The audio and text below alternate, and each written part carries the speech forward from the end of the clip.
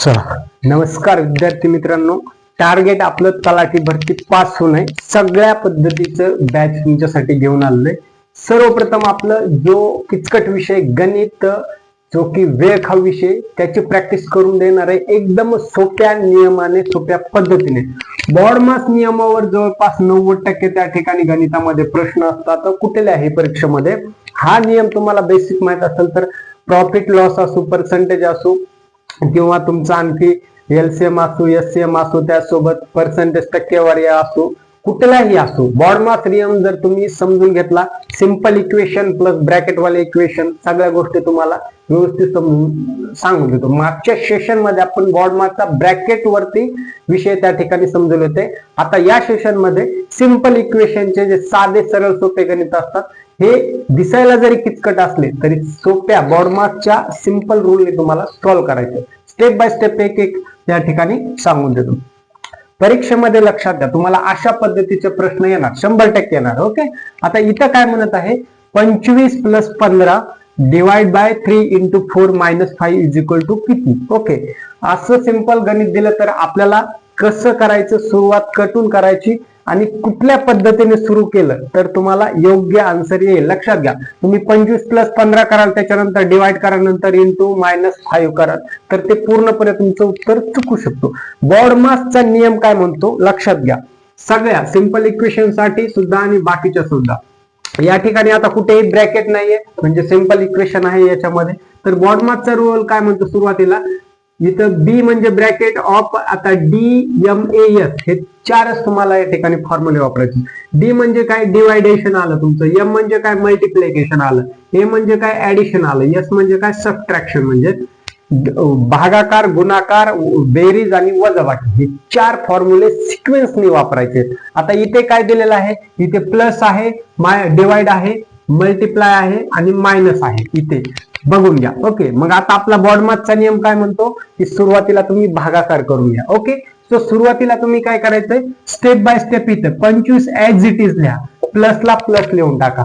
आता काय करतो आपला बोर्ड मासचा नियम काय म्हणतो, डिवायडेशन करून घ्या, म्हणजे भागाकार करून घ्या. इथं भागाकार कुठे दिसतोय तुम्हाला, 15 डिवाइड बाय 3. 15 डिवाइड बाय 3 केलं तर किती येतं, 3 × 1 = 3, 3 × 2 = 6, 3 × 3 = 9, 3 × 4 = 12, 3 × 5 = 15. ओके, म्हणजे 3 × 5 = 15, इथं 5 आलं, इथं सिंपल 5 लिहून टाका, पुढचं ऍज इट इज लिहून टाका. चला, आपल्याला त्याच्याशी घेणं देणं नाहीये. ओके, इथपर्यंत आलं. आता बोर्ड मासचा दुसरा नियम काय म्हणतो, भागाकाराच्या नंतर तुम्ही गुणाकार करून घ्या. BODMAS भागाकार झाला, पण आता काय करायचंय, गुणाकार करून घ्यायचंय. आता इथं गुणाकार कुठं दिसत आहे तुम्हाला, या ठिकाणी.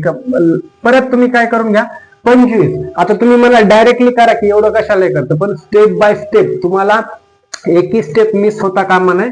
सो इथे तुम्ही काय करायचं, आता मल्टिप्लाय करून घ्यायचे. 25 प्लस ऍज इट इज 5 × 4 किती आहे, गुणाकार कशाचा करायचा, या दोन संख्येचा, कारण इथेच गुणाकार दिसतोय. 5 × 4 = 20 झालं. ओके, 20 आणि समोरचं -5 ऍज इट इज लिहून टाकायचं. ओके, आता तुम्ही जर 25 + 20 केलं, 45 - 5 40 येईल. ओके, आता परंतु आपल्याला काय करायचंय, बोर्ड मासच्या रूल नुसारच चालायचंय. कधी तुमचं उत्तर चुकू शकतं, त्यामुळे बोर्ड मासचा जो रूल आहे त्यानुसारच चालायचंय. आता काय म्हणत म्हणजे, इथे ऍडिशन करा. आता मल्टिप्लिकेशन झालं, ऍडिशन करायचंय. आता इथे ऍडिशन कुठं दिसत आहे, 25 + 20 किती झालं, 45 - 5 ऍज इट इज तुमचं. आता इथं ऍडिशन पर्यंत आलंय. आता शेवटचा बोर्ड मासचा रूल काय म्हणतोय, मायनस करून घ्या, तुमची वजाबाकी करून घ्या, म्हणजे स्टेप बाय स्टेप आला. तर 45 - 5 किती आलं, 40 आलं उत्तर.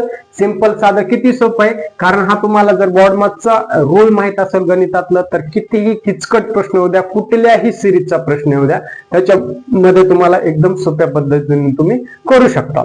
समजलं तुम्हाला सर्वांना? नसेल समजलं, तुम्हाला समजलं नसेल तर कमेंट करायची.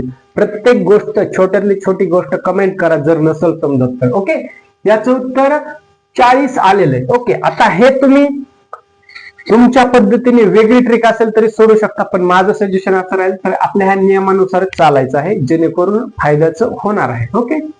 40 उत्तर. आता सेम दुसरं आहे.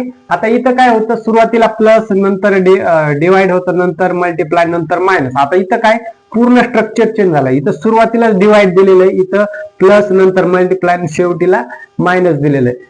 असे वेगवेगळे समीकरण वेगळ्या विरुद्ध म्हणजे माइंड आपलं मॅन्युप्युलेट केलं जात असतं. एमपीएससी काय करत असतं, तुम्हाला गोंधळात टाकण्याचा प्रयत्न करत असतं, परंतु गोंधळात अजिबात पडायचं नाही, कारण मी तुमच्या सोबत आहे सगळे डाऊट क्लिअर करण्यासाठी. एमपीएससीने किती मोठं डोकं लावू द्या. ओके, इथं आहे आता सिंपल तुमचं. आपल्याला दुसरं कितीही कन्फ्युजन केलं तरी आपला रूल फॉलो करायचा. 48 डिवाइड बाय 6 करायचे, कारण की बॉडमार्कचा रूल काय म्हणतो, पहिलं डिवाइड करून घ्या. 6 1 6, 6 2 12, 6 3 18, 6 24, 6 35, 6 6 36, 26 7 42, 6 8 48. 8 आला इथं. 8 कशात, एका दुरुस्त 24 50 7 8 9 10. राणी गुल्ल्या बादशाह हे झाले पत्त्याचे प्रकार. ओके, ते तुम्हाला पुढे सांगणार, त्याचे सुद्धा प्रश्न येणार आहे. याचा 8 आला म्हणजे 8 आला तुमचं 8. त्याच्यानंतर प्लसला ऍज इट इज पुढचं समीकरण लिहून घ्या, 7 × 3 - 5. ओके, इथपर्यंत आला. आता पुढचा रूल काय, मल्टिप्लाय. मल्टिप्लाय कुठं दिसतंय तुम्हाला, इथं लक्षात घ्या.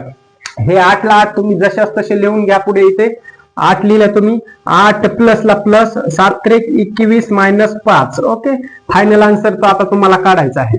आता मल्टिप्लाय झालं, ऍडिशन म्हणते ते. ऍडिशन काय आहे, 8 + 21 किती झालं, 29 - 5. 29 - 5 किती झालं मित्रांनो, तुमचं उत्तर 24 आलं. म्हणजे लक्षात घ्या, इथे काय केलं त्यांनी, सुरुवातीला प्लस दिलं, दुसऱ्या एक्झाम्पल मध्ये डायरेक्ट सुरुवातीला डिवाइड दिलं. म्हणजे बॉडमार्कचा नियम जो आहे तोच फॉलो करायचा, इकडे गडबड करायची नाही. उत्तर आलं 24. याचे आता ऑप्शन कसे राहतील, हे एक्झाम्पल म्हणून तुम्हाला ऑप्शन दिले होते या इकडे. ठीक आहे, एबीसी 3 क्वेश्चन पाहतोय आपण आता. ह्याच्यामध्ये वेगवेगळे काहीतरी भलत्या व्हॅल्यू दिल्या जातील, त्याच्यामुळे आपण कन्फ्युज व्हायचं नाही. बॉडमार्कचा rule divide, multiply, plus, minus, simple. आता नेक्स्ट एक्झाम्पल आहे तुम्हाला, हे रिपीटेबिलिटी एक्झाम्पल का सांगतोय, कारण तुमची प्रॅक्टिस होणं गरजेचं आहे. एकदाच का प्रॅक्टिस झाला, रोल तुमच्या दिमागामध्ये फिट बसला, तर तुम्ही फास्टरित्या तुम्ही सॉल्व्ह करू शकता.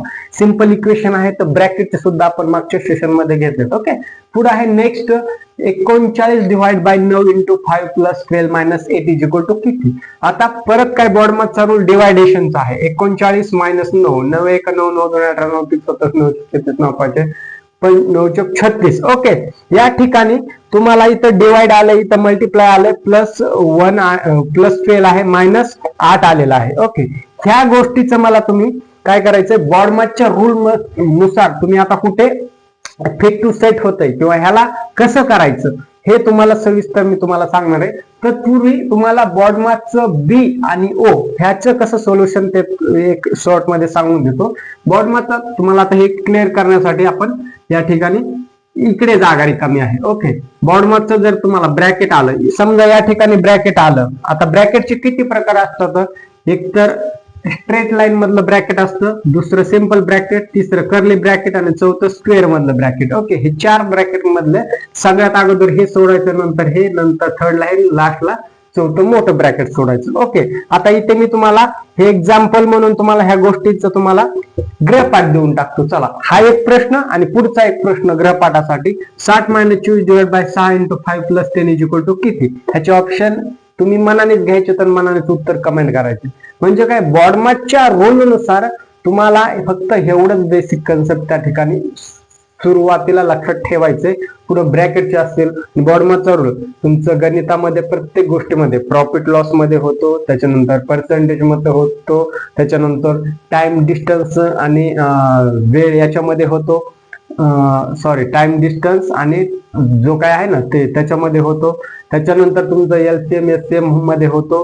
त्याच्यानंतर तुमचं रिझनिंग, तर्क वितर्क याच्यामध्ये सुद्धा लागू होतो. त्याच्यामुळे हा नियम खूप अतिशय महत्वाचा आहे. ह्या गोष्टीवर तुम्ही फॉलो करा. आजपासूनची ही आपली फ्री ऑफ कॉस्ट मधली बॅच असणार आहे, कारण तुम्हाला पेड बॅच खूप साऱ्या भेटतील. त्याच्यामध्ये याच्यापेक्षाही नॉलेज जास्त भेटतं. तुमची इच्छा की तुम्हाला फ्री मधलं घ्यायचं आहे का पुढं पेड मधलं घ्यायचंय. आपण तर सर्वांसाठी फ्री ऑफ कॉस्ट मधले गणित असेल, भूगोल असेल, इतिहास असेल, जनरल नॉलेज असेल, सायन्स असेल, मराठी, सगळे विषय स्टेप बाय स्टेप करणार. प्रत्येक विषयाला कन्सेप्ट क्लिअर करणार आहे. प्रॅक्टिस तुम्हाला प्रिव्हियस इयरचे क्वेश्चन पेपर सॉल्व्ह करायचे तर तुम्हाला रेग्युलर स्टडी करायचे तर ओके. काही बुक सुद्धा सजेस्ट करेल, तुम्ही जर इच्छा असेल तर मला फक्त बुक कमेंट करा, तुम्हाला त्या ठिकाणी चांगले व्यवस्थित असणारे बुक सजेस्ट नक्कीच करेल. ठीक आहे. अशाच अपडेटसाठी तुम्ही चॅनलवर नवीन असाल तर सबस्क्राईब करून ठेवा, कारण पुढच्या अपडेट्स महत्वपूर्ण सोप्या ट्रिक्स गॉडमॉर्थ रूल असेल किंवा इतर असेल तर तुम्हाला पाहायला मिळतील. इथेच थांबतो, भेटूया नवीन अपडेट सोबत आणि नवीन ट्रिक सोबत. तोपर्यंत जय हिंद आणि राम राम.